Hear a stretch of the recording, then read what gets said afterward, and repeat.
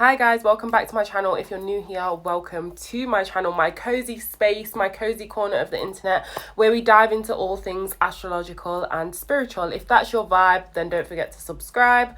But today we're going to be talking about the nodes in Synastry, the North Node and the South Node, yes, and how it plays out in a romantic connection in particular. Don't waste any time around here, so let's jump straight into it. But to start with, what are the nodes? What do they represent in astrology?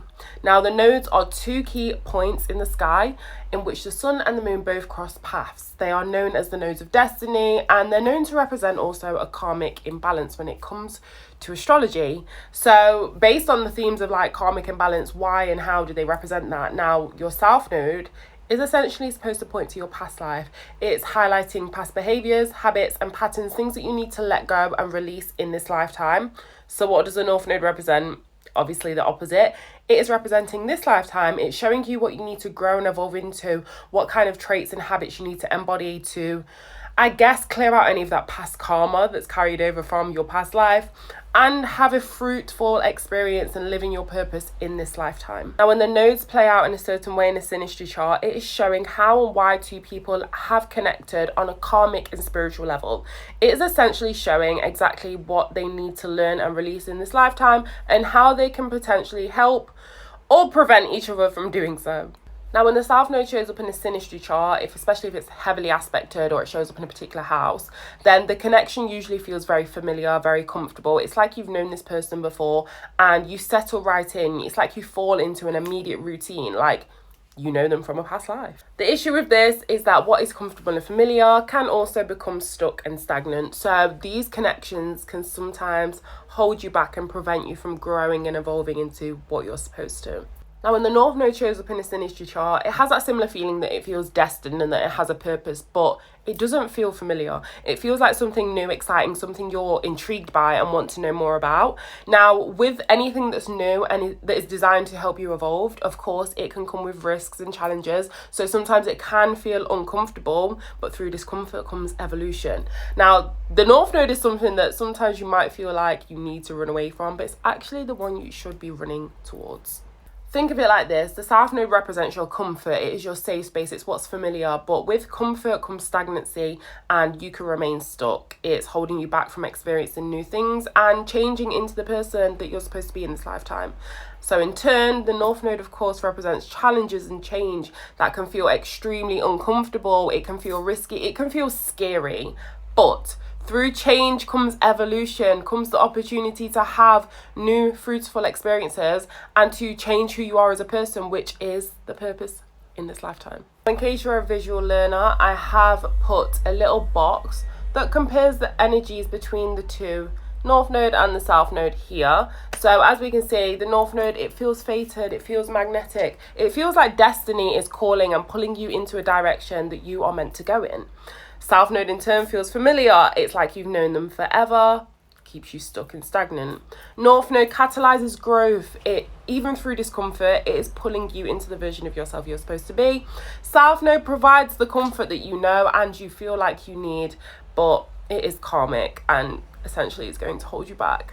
The North Node pushes you to evolve into your higher self, the purpose of this lifetime. South Node pulls you back, like I said, and pulls you into old habits and patterns that sometimes you might think that you've overcome them or you've left them behind, but this connection will remind you that maybe you haven't done enough work on it.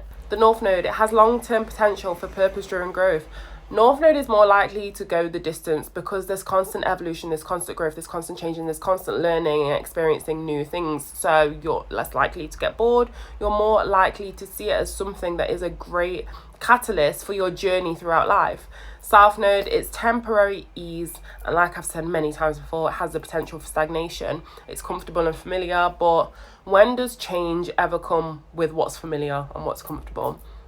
You have to switch things up. In North Node synastry, the planet person is essentially supposed to be a guide, a teacher, the catalyst for the growth you experience. So the themes of the planet that the North Node is aspecting are likely showing you the area of your life that needs to change, that needs to evolve, that you need to shift your perspective on. South Node, the planet person serves as a mirror. They are reflecting your unresolved karma, your past habits, behaviors, patterns, things that you need to truly let go of. Maybe you thought you let go of them, but Clearly not. If you're attracting this kind of connection, it's bringing it up to the surface for you, holding that mirror in front of your face so you can consciously address it once and for all. Now that we've got the basics out of the way, I wanted to cover some real life examples of exactly how it can play out when a planet aspects one of the nodes in a romantic connection. If you don't know what aspects are, it occurs when an angle is formed between a planet, point, placement, in a chart, and depending on what kind of aspect is formed depends on how the energy is influenced. So I'm going to run through the aspects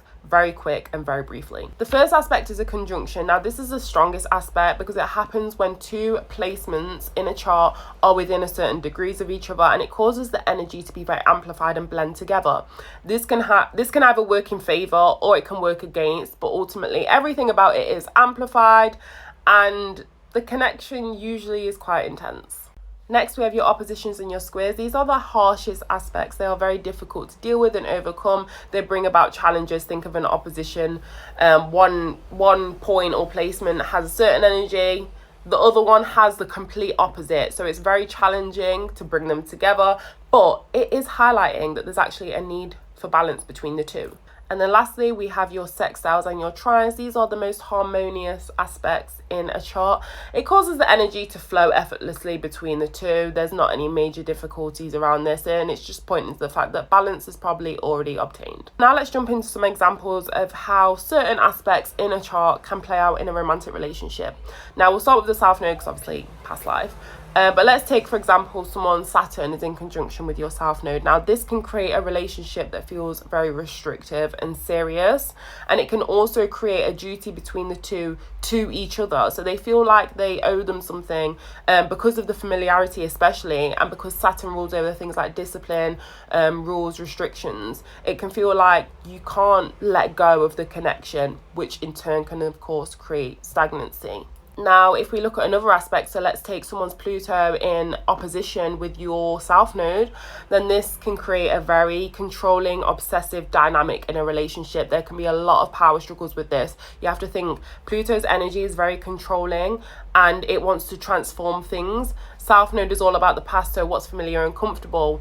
Pluto trying to come in and create change or potentially pull you back into past habits that you're trying to escape from, and your energy not being receiving to that can create a lot of power struggles, a lot of arguments in a relationship.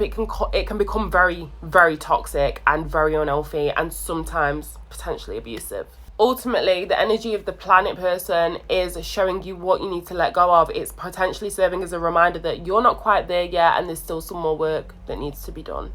Now, let's shift our perspective onto the North Node. I'm going to use the same planets for examples just so we can see the polarizing difference between the two.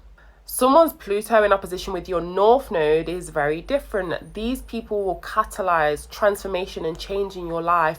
They are pulling you into the direction that you need to go in to become the new version of yourself in this lifetime.